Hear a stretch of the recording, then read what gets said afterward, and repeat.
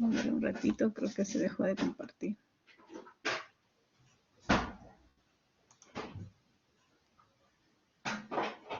Ya, ahora sí. Ya se está grabando, ¿verdad? Sí.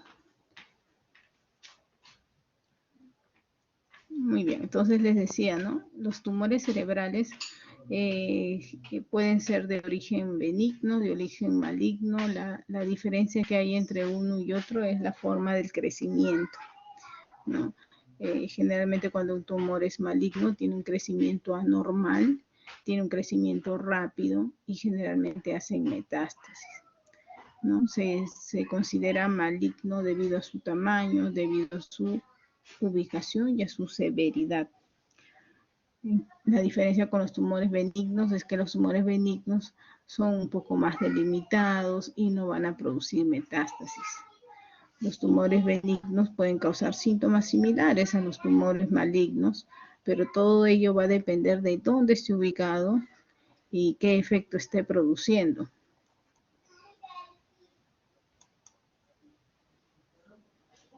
Por ejemplo, acá tenemos unos tumores benignos que van a verlo con cierta frecuencia, ¿no? Los adenomas pituitarios, los meningiomas, los craneofaringiomas, los tumores pineales y los hemangioblastomas.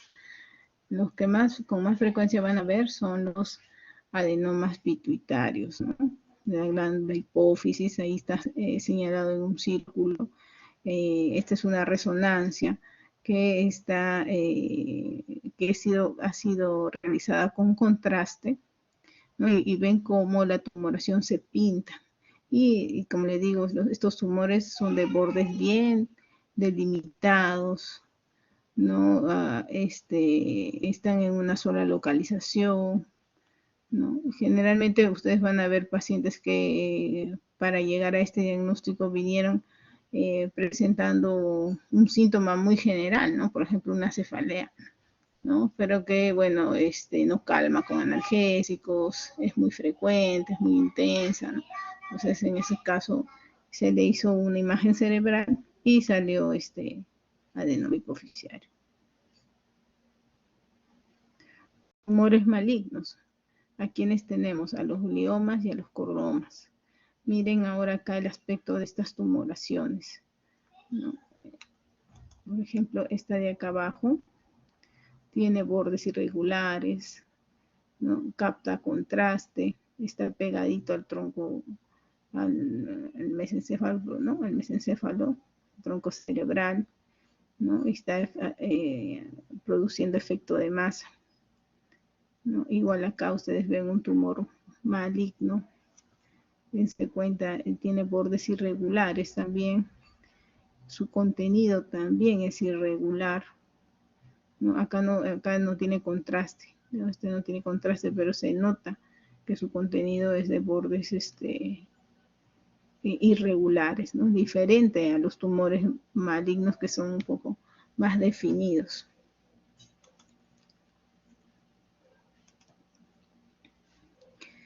Y los tumores metastásicos. Los tumores metastásicos ocupan el 20% de todos los tumores cerebrales. Y de este 20%, 80% van a ser supratentoriales, ¿no? Tienen una alta incidencia en pacientes de 40 a 70 años. Y los sitios más comunes de donde hicieron metástasis estos tumores son de pulmón, mama, piel, tracto gastrointestinal y genitourinario. ¿Cómo están clasificados? Acá se movió un poquito la diapositiva. Según su localización, los tumores pueden ser supratentoriales o infratentoriales. Los supratentoriales van a tener sus lesiones a nivel de hemisferios cerebrales y los infratentoriales van a tener sus lesiones a nivel de cerebelo y de tronco.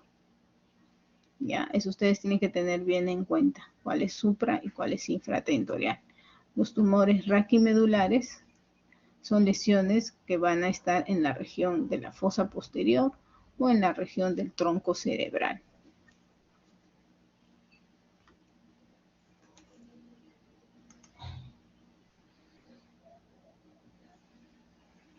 Los tumores intracraneales más frecuentes, como les dije, los dividimos en dos, supratentoriales e infratentoriales, y aquellos que se presentan más en edad temprana, en niños y en jóvenes, y en personas adultas.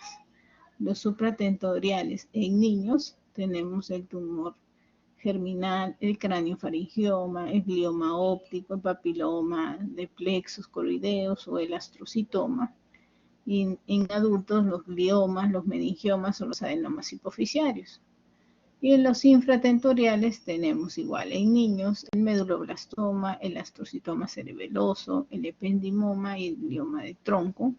Y en los adultos el schwannoma, el hemangioblastoma y el meningioma.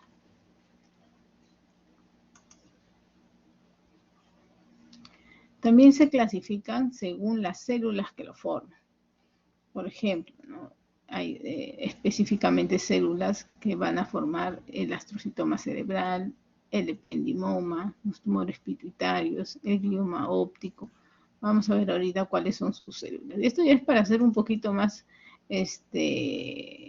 específicos, ¿no? Pero realmente esto no significa que lo tengan que aprender al pie de la letra, porque realmente este diagnóstico nos lo va a dar el anatomopatólogo, ¿no? Entonces se van a dar cuenta que cuando ustedes encuentren una lesión cerebral sugerente de una tumoración, nadie va a poder ser tan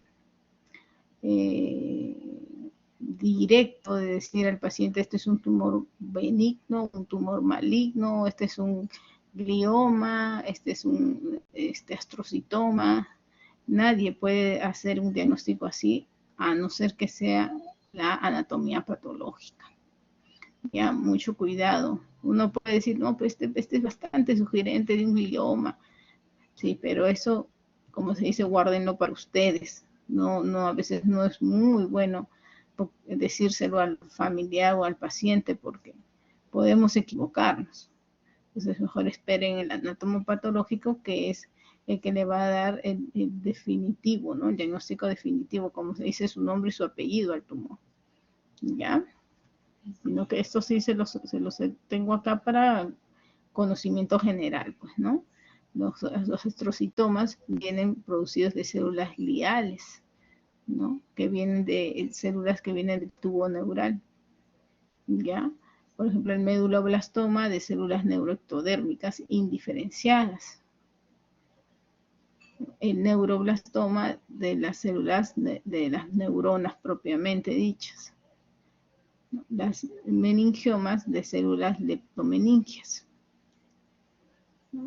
El adenoma hipoficiario de sus propias células adenohipoficiarias, ¿no?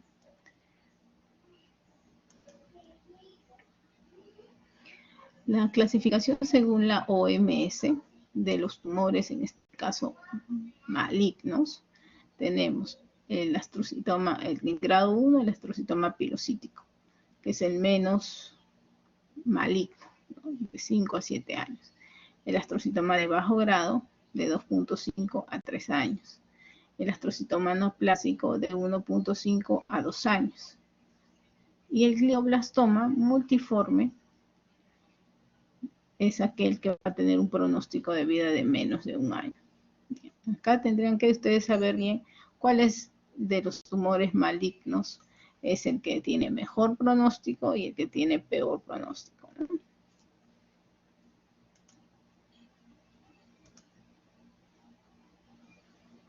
Acá, por ejemplo, les tengo unas imágenes de los astrocitomas. Ustedes se van a dar cuenta, van a ver en una tomografía, en una resonancia, las imágenes de los tumores. Y por eso, como les dije, nadie puede aventurarse y decir, ah, no, este es un astrocitoma o este es un glioblastoma. Ustedes van a notar que mucha diferencia no tienen, ¿no? Este es un astrocitoma que está ocasionando efecto de masa en la región posterior del cerebro, ¿no? A nivel de cerebelo. Acá, este astrocitoma anaplásico, dense cuenta, miren, tiene otra disposición, ¿no? Capta contraste alrededor del tumor, su contenido es como que mixto, ¿no? Sólido, y esto que ustedes ven en color plomo es contenido líquido, ¿no? Y tiene bordes irregulares. Muchas veces acá, por ejemplo, están viendo que causa edema perilesional.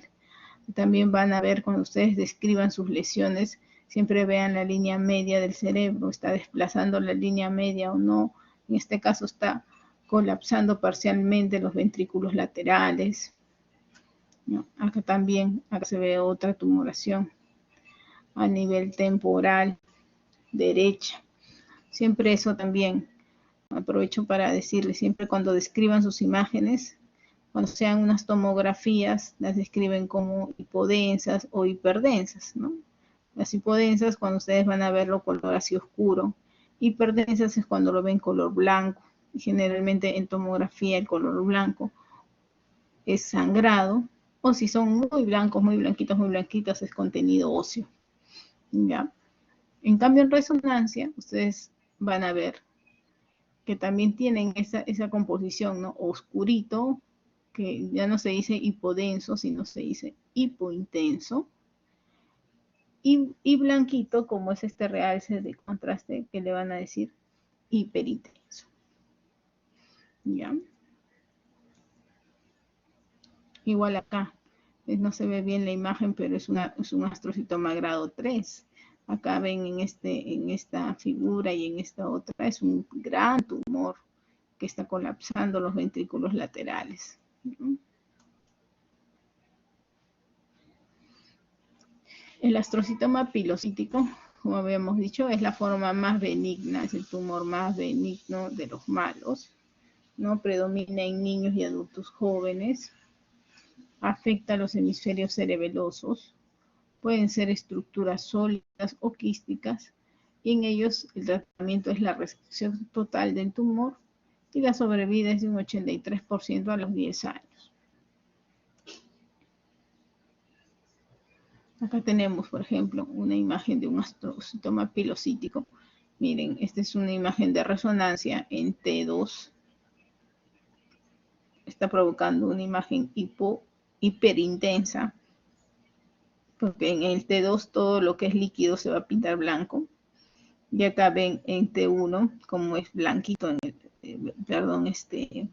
plomo, porque tiene contenido líquido. ¿Ven? Y es la diferencia, miren, sus bordes son un poco más regulares, ¿no? No son bordes tan irregulares. Y sí están ocasionando edema perilesional, que es esa región ploma que ven al costado del tumor, ¿no? Acá tenemos el astrocitoma de bajo grado.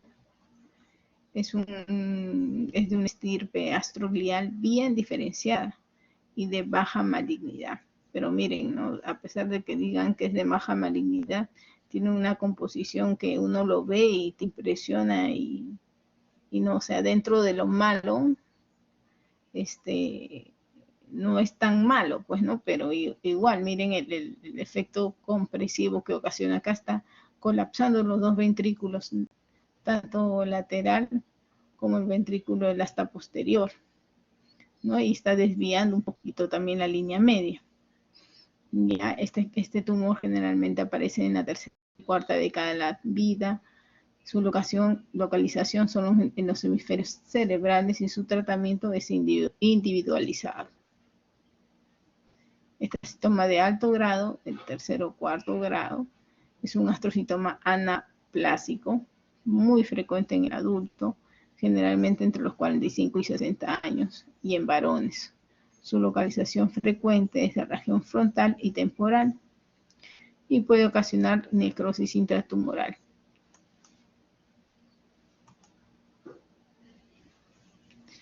Acá tenemos un glioblastoma multiforme, ¿no? Este es de una anatomía patológica, miren la tumoración. Es también es un tumor que tiene mayor incidencia en pacientes de mediana edad, entre 40 y 60 años, tiene un promedio de sobrevida de 8 meses. Son más frecuentes en los varones, su localización también es frontal y temporal, y es una lesión heterogénea, ¿no? ¿no? Que va a provocar que haya edema circundante, necrosis, hemorragia. Acá en esta figura ustedes ven, ¿no? En la parte negrita, en la parte interna, esas partes negras son necrosis que se ocasionan del mismo tumor, ¿no? Este tiene una corta evolución porque tiene un rápido crecimiento.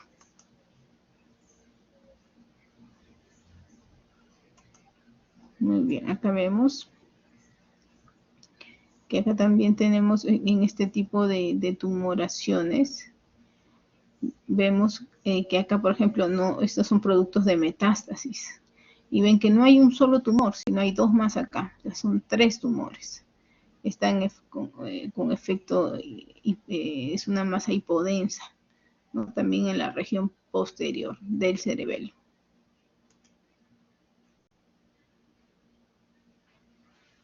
Esta es otra imagen de una mujer de 67 años con una lesión única en región temporal.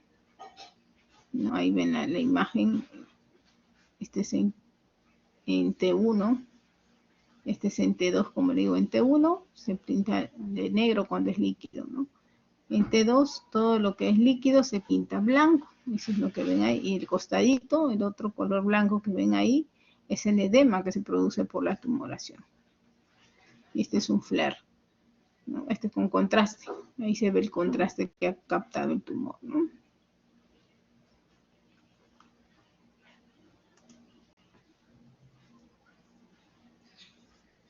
Ahora vamos a hablar del oligodendroglioma. Es un tumor infrecuente. Su estirpe es el oligodendroglial, 6% maligno, 40% con componente astrocitario. Su edad es en edad media, de 35 a 40 años. Se localiza generalmente en región frontal.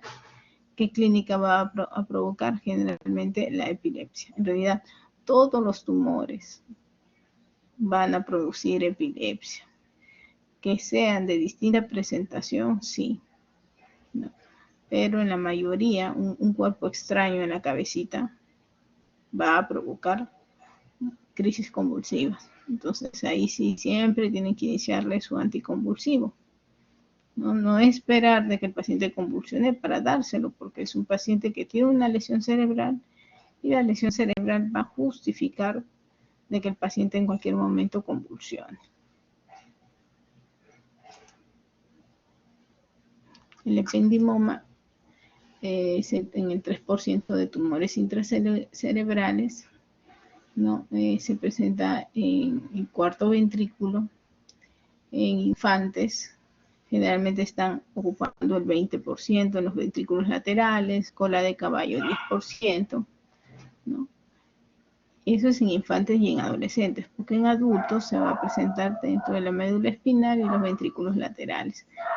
Justamente esa ubicación es que va a ocasionar hidrocefalia obstructiva o tumor del filum terminal. El tratamiento ahí es la cirugía y la radioterapia.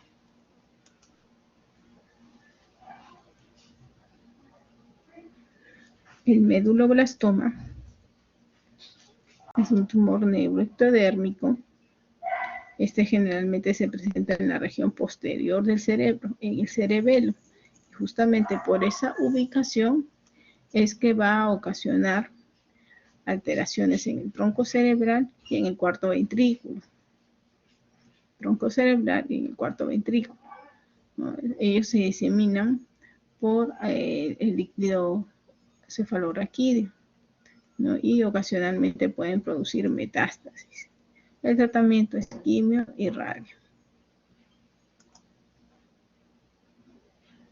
El adenoma hipoficiario, que es uno de los 10 a 15% de tumores cerebrales, de los tumores buenos que podríamos decir. Los microadenomas son menos de 10 milímetros y los macroadenomas son más de 10 milímetros. Como le digo, este tipo de hallazgo es relativamente frecuente. El paciente viene con cefalea continua, frecuente, persistente, que no calma con analgésicos, ¿no? Puede venir también con problemas visuales cuando ya están haciendo algún efecto compresivo, ¿no? Y las células productoras de este adenoma son las células de prolactina, la hormona gonadotrofina, el ACTH y las hormonas del FSH y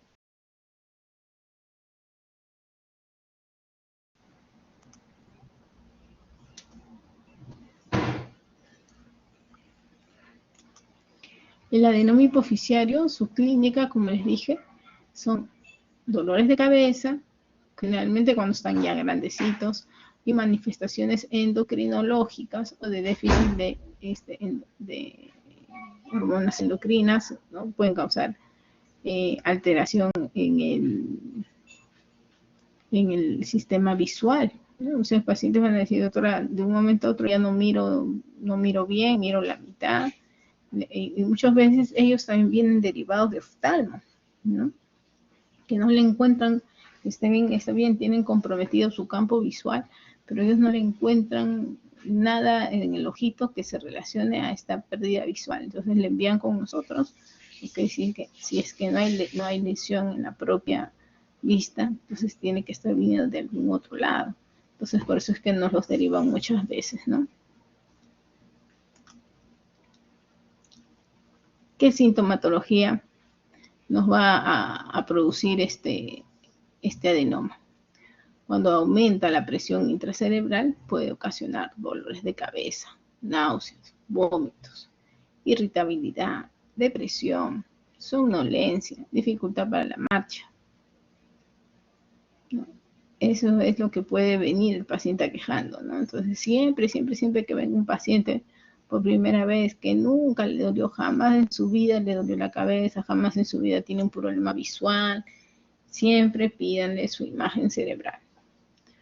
Por más que solo les parezca una migraña, pídanle su imagen cerebral, porque a nosotros nos ha pasado, son sorpresas, ¿no? No, él es una persona sana, nunca le pasó nada, ahora nada más que se queja de dolores de cabeza, sobre todo cuando les digan a algún paciente, nunca antes me dolió la cabeza, doctora, jamás, yo no sufro de dolores de cabeza, y de un momento a otro me empezó a doler y no me calma con nada. Ahí, mucho ojito. ¿Ya? ¿Por qué? Porque algo malo está pasando. Ese paciente que nunca sufrió dolores de cabeza y repentinamente empieza con dolores de cabeza, hay que ver por qué es.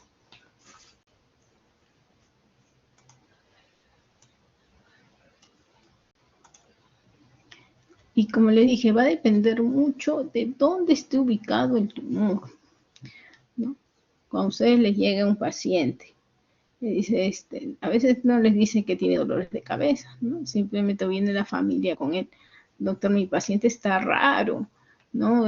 Tiene conductas raras, a veces se pone que quiere agredir, verborreico, habla o menciona muchas palabras soeces y él no era así. Ahí pongan mucha atención, que es un cambio de su estado de ánimo o de su actividad día a día, que no era así, ¿no? Pues los mismos amigos del trabajo los llevan, ¿no? Está haciendo cosas raras, él no era así, no se acuerda, no tiene, o tiene ideas de que le van a hacer daño, ¿no? De repente, doctora, yo no he perdido el olfato, ¿no? O vienen por alguna crisis convulsiva. A todos que debutan así, imagen cerebral. Si no tienen una resonancia, una tomografía como base. Porque a veces así nos ha tocado también, ¿no? A ver, hay que hacer una imagen cerebral. Estamos pensando ya en una meningitis, en una encefalitis. Bueno, pero igual hay que hacer una imagen cerebral. Hacemos la imagen y tiene un tumor. Entonces, toda su alteración de conducta era por el problema tumoral. ¿Ya? Después tenemos la sintomatología temporal. ¿Qué va a ocasionar un problema temporal? Los pacientes van a tener crisis del lóbulo temporal, que son crisis básicamente pueden ser somatosensoriales, ¿no? Que se les adormece una parte del cuerpo, que se calambra, ¿no? También pueden tener trastornos visuales, alteraciones de la memoria y del lenguaje. ¿no? ¿Qué otra sintomatología nos puede dar si es que el tumor estuviese en región parietal?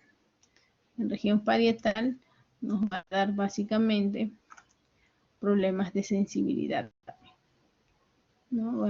Parece a contralateral, de repente no mueve la mitad del cuerpo, o una hemiasomatonosia, es cuando el paciente no reconoce la mitad de su cuerpo, ¿no? O también pueden tener agnosias o apraxias o afasias. El paciente no se puede comunicar.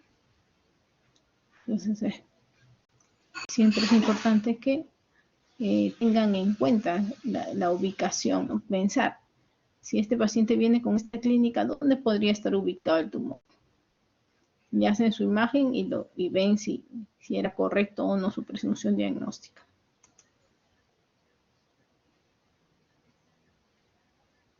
Y cuando hay una sintomatología occipital, el paciente básicamente va a tener problemas visuales, ¿no? Generalmente voy a decir, doctora, de un momento a otro yo no veo bien, o veo solamente la mitad de un lado del cuerpo, ¿no? O tengo problemas para coordinar las cosas, para coger las cosas, estoy medio torpe, ¿no? Eso generalmente es en la región occipital. Y en la región cerebelosa va a producir una sintomatología muy florida, ¿no? Bastante conocida, la ataxia, no se puede mantener en pie, ¿no? Hipotonía por el mismo que no camina, está todo flácido, dismetría, disartria, temblores de intención, esas por las lesiones cerebelosas. ¿Qué procedimientos diagnósticos tenemos para poder diagnosticar los tumores cerebrales? Por ejemplo, tenemos, en primer lugar, ¿para qué nos va a servir estas imágenes? Nos van a servir para diagnosticar si son imágenes intracerebrales o extracerebrales, ver el grado de malignidad, si es un solo tumor, son varios tumores, están ocasionando desviación de línea media o hipertensión intracerebral, definir si es un proceso primario o metastásico, ¿no? Y diferenciar de un proceso pseudotumoral. ¿Qué exámenes nos ayudan?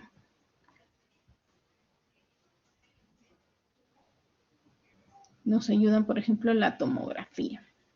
La tomografía es un ay, un ratito. Ahí está.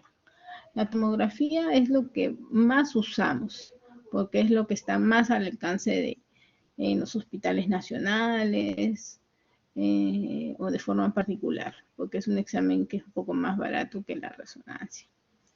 Entonces, siempre, si no hay resonancia, bueno, no hay resonancia, pero tienen que hacerle siempre la tomografía. No es muy cara, entonces es bastante accesible para el paciente. Porque si no, no va a haber ninguna forma de que ustedes puedan saber si hay un tumor o no.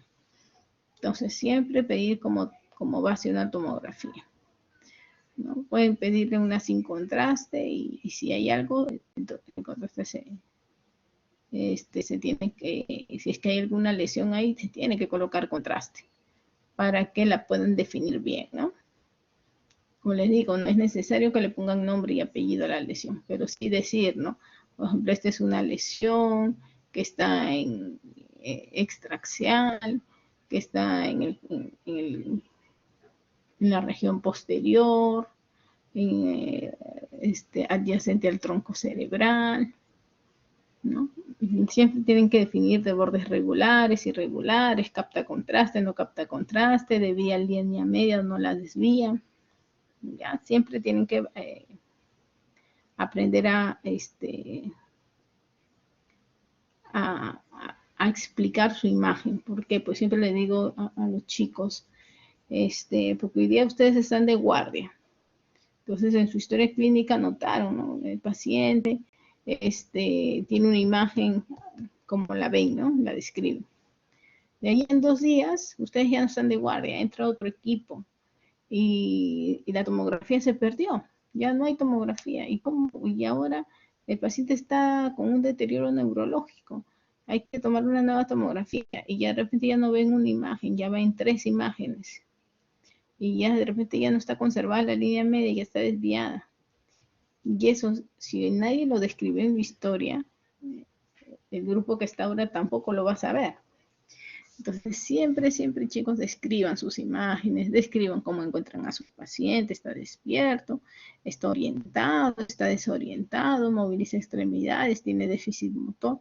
Escríbanlo. ¿Por qué? Porque ustedes, cuando uno ingresa a una guardia, siempre quiere saber cómo estuvo el paciente antes, cómo lo estás encontrando ahora, ¿no? Entonces, si nadie escribe, nadie te dice nada, y ¿cómo vas a saber? O el paciente de repente se está deteriorando, pero tú piensas, no, sí, por su enfermedad seguro que así ha estado siempre. Y no, así no había llegado.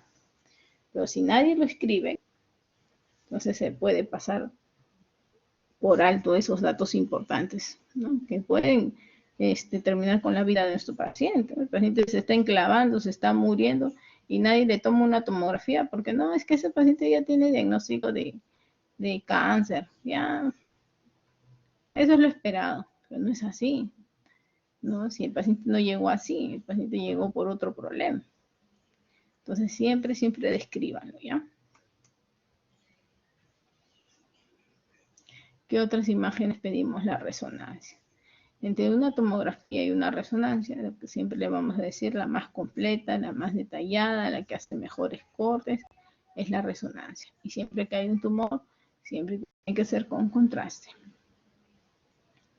Ya, en la resonancia nos van a permitir ver las imágenes mucho más nítidas, ¿no? Se va a observar masas tumorales, el edema que generalmente está circundando a las lesiones cerebrales, o pueden ver que también haya hemorragias, ¿no? Dentro de las lesiones cerebrales, o calcificaciones, o ver si está relacionado con un paso cerebral, ¿no? Y también nos ayudan mucho estas imágenes cuando queremos ver la respuesta de la quimio, de la radio. ¿Lo está respondiendo? ¿No está respondiendo? Entonces es lo importante de tener de tener conocimiento sobre estas imágenes para que ustedes también puedan utilizarlos en su día a día, ¿no?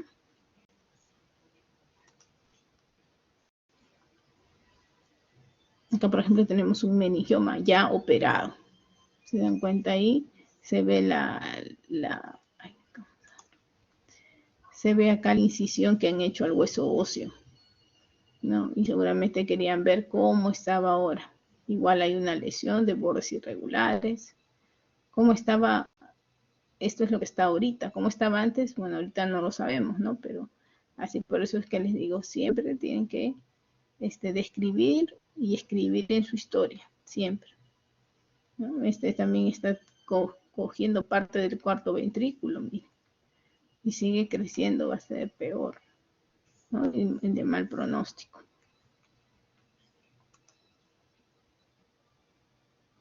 Otro examen auxiliar que se usa es la angioresonancia. Esta generalmente la usamos cuando tenemos sospecha, un paciente que tiene sospecha de malformación arteriovenosa, ¿no? O un aneurisma cerebral.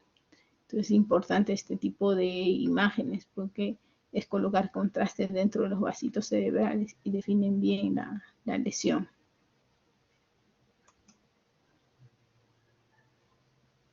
La gammagrafía cerebral también ayuda, aunque realmente no lo usamos ahora mucho. Lo que usamos son la resonancia, la tomografía, y bueno, hay algunos exámenes un poquito más sofisticados, ¿no? Pero la gammagrafía casi no se usa. El electroencefalograma solamente porque las lesiones cerebrales van a ocasionar que haya lentificación en las ondas cerebrales normales, ¿no? Pero que te haga preciso el diagnóstico, nunca nadie va a poder hacer un diagnóstico de un tumor cerebral con solo un electroencefalograma. Ya, mucho cuidado. No, señora, acá hay lentificación, acá hay un tumor falso. También puede haber lentificación en pacientes que están muy tensionados, ¿no? Pero no necesariamente significa que haya un tumor. Por eso que no son muy precisas estas dos pruebas, ¿no?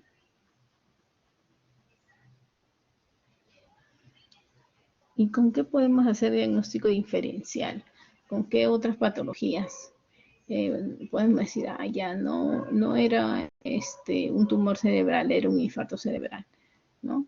O algún proceso infeccioso, ¿no? Si nos ha pasado que muchas veces hemos tenido dudas diagnósticas, ¿no? Decían, uy, pero esta lesión es muy inusual, ¿no? Estaba descrita, el radiólogo la había descrito como un infarto cerebral, pero le completamos el estudio con resonancia con contraste, se hizo una espectroscopía, que es un examen mucho más sofisticado, y nos salió que era un tumor y no era un infarto, ¿no? Entonces hay que tener también cautela, ¿ya? Siempre, nosotros también, ya tenemos moraleja, ¿ya? Nosotros siempre que tenemos alguna imagen cerebral decimos al paciente, señor, venga con su informe radiológico, porque nosotros podemos dar una opinión, una impresión, pero eso no significa que no nos podamos equivocar. Como se dan cuenta, las lesiones cerebrales son a veces similares, sobre todo los tumores, ¿no? No son similares unos a otros. Entonces, no se arriesguen, siempre digan, tráigame su informe. Entonces ya con el informe ustedes respaldan un diagnóstico. Porque si solamente ustedes dan un diagnóstico sin ver el informe, ahora ojo, esto del informe pues lo pedimos cuando estamos en consulta, ¿no? En la emergencia no hay forma, en la emergencia es la emergencia. Pues ahí sí tienen que hacer su presunción diagnóstica y como les digo, ¿quién avala su presunción diagnóstica? Es su descripción. Entonces, una vez más, siempre describan lo que vean, siempre.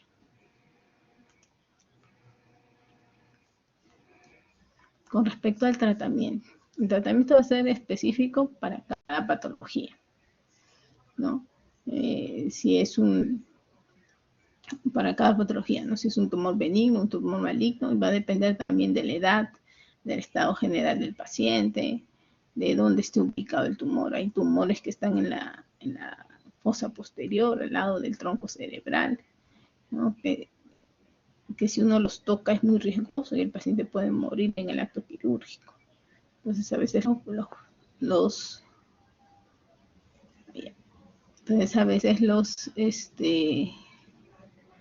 los oncólogos tienen que tener mucha precisión, ¿no? Mucha precisión para que puedan emitir una opinión sobre qué tratamiento van a realizar,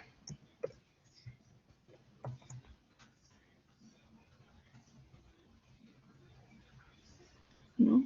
Ahora también lo que implica mucho el tratamiento es qué tanto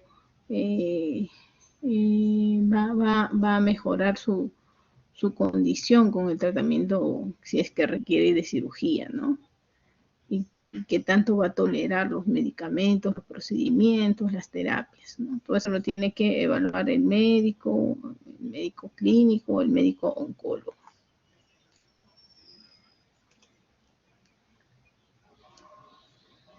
La cirugía es el tratamiento más común que se hace a estos tumores, ¿no? Sin embargo, como les dije, cuando son tumores inaccesibles, ¿no? El neurocirujano tiene que ser bien claro con el paciente, con el familiar, ¿no? Y decirle que, de todas maneras, es un riesgo, ¿no? Siempre les indican sus pros y sus contras, ¿no? A veces, pues bueno, el familiar decide tomarse el riesgo, sabiendo que va a quedar de todas maneras una secuela, ¿no? Pero bueno, si está en riesgo su vida del paciente, a veces prefieren eso a que muera sin hacerse nada, ¿no? Entonces, eso ya lo define neurocirugía.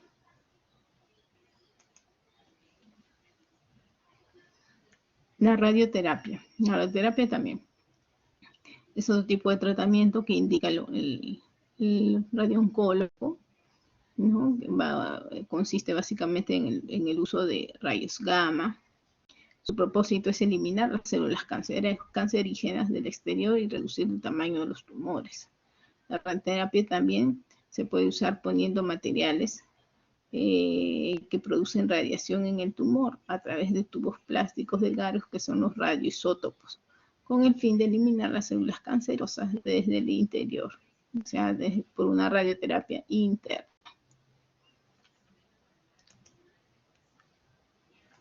La quimioterapia. La quimioterapia también es otra alternativa de tratamiento que consiste en usar medicamentos para eliminar las células cancerosas. Dentro de ellas el metotrexate, la bleomicina, el 5-fluoracilo y la adriamicina.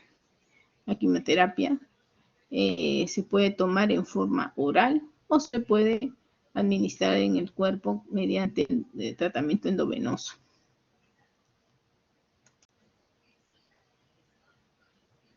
Este es un ejemplo de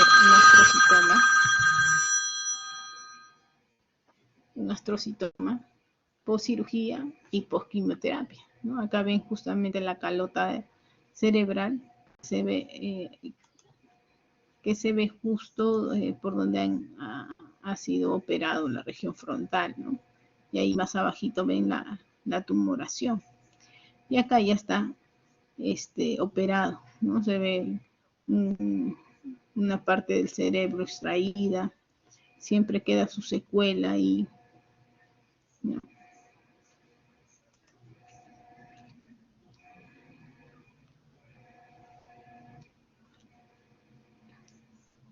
Aquí también, ¿no? Aquí ven el tumor, probablemente antes de la quimio, de la radio, cómo captaba contraste.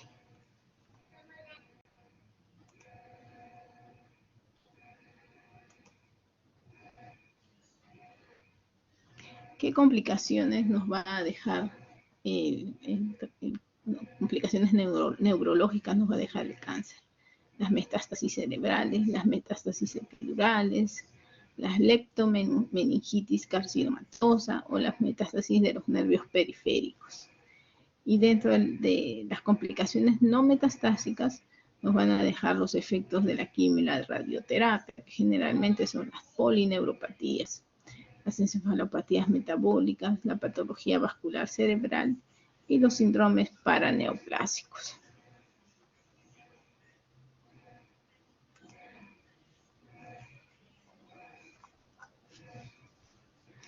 Dentro del síndrome paraneoplásico tiene un porcentaje de 1% de las complicaciones.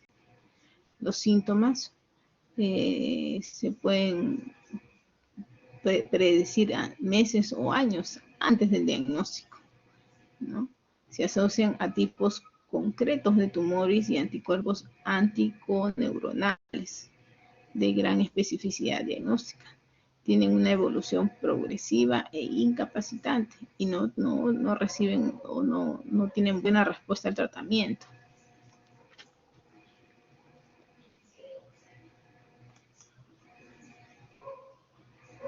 Tipos de síndromes paraneoplásicos. Por ejemplo, tenemos una degeneración cerebelosa paraneoplásica. Unos pacientes que llegan con sintomatología de problemas de cerebelo. Le hacen su resonancia, no tiene lesión, pero sin embargo el paciente sí presenta síntomas de problemas de fosa posterior, ¿no? Y sin embargo dentro de sus estudios, porque también les hacen estudios paraneoplásicos, pueden encontrar positividad en cánceres ginecológicos, de mama, de ovario, de úteros, ¿no? Y con el estudio diagnóstico, ¿no? Con un buen examen clínico, con una buena marcadores tumorales y la imagen que va de hecho, se puede hacer ya más adelante el diagnóstico de un síndrome paraneoplásico, ¿no? Paraneoplásico significa que empiezan con síntomas o con signos que pueden presentarse en otras enfermedades y que con los años el paciente después termina siendo un cáncer, ¿no? Entonces se dice, ya, entonces todo ese preámbulo que tuvo de síntomas neurológicos fueron síntomas de síndromes paraneoplásicos.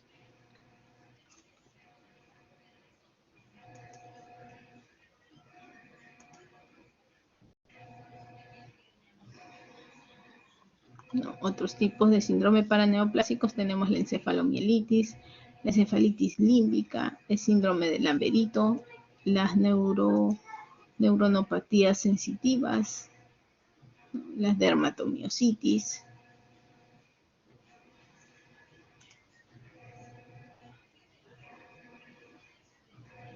¿Y qué podemos decir con respecto al pronóstico?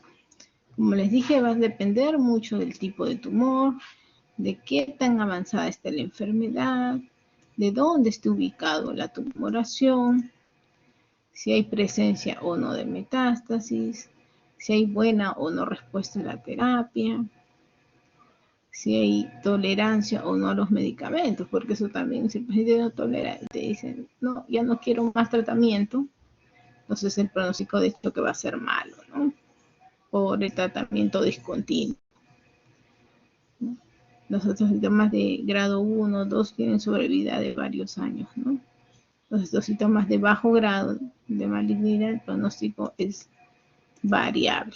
Y los astrocitomas de grado 3 o 4 son de muy mal pronóstico.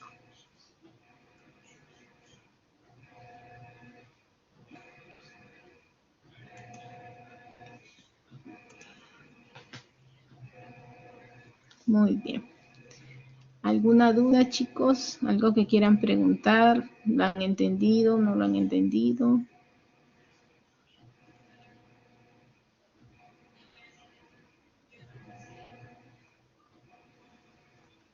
¿Todo claro?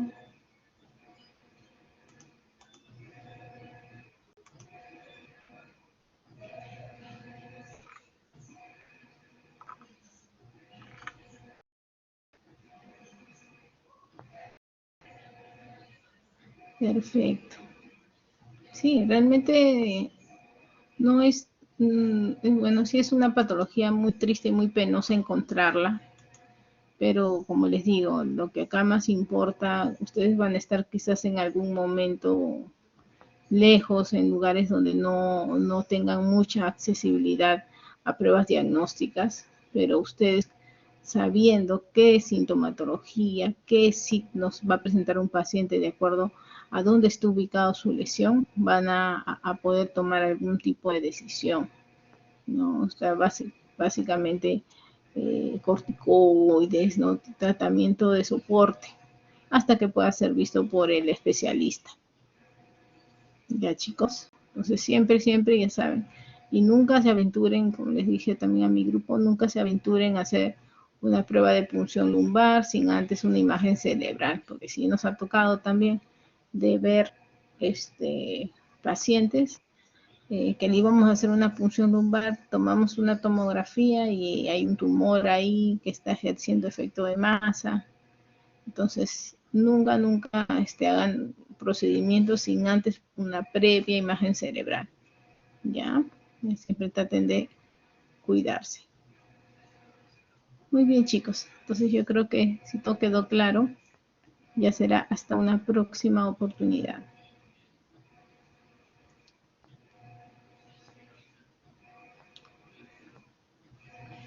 Cuídense, chicos. Estamos conversando. Gracias por su atención.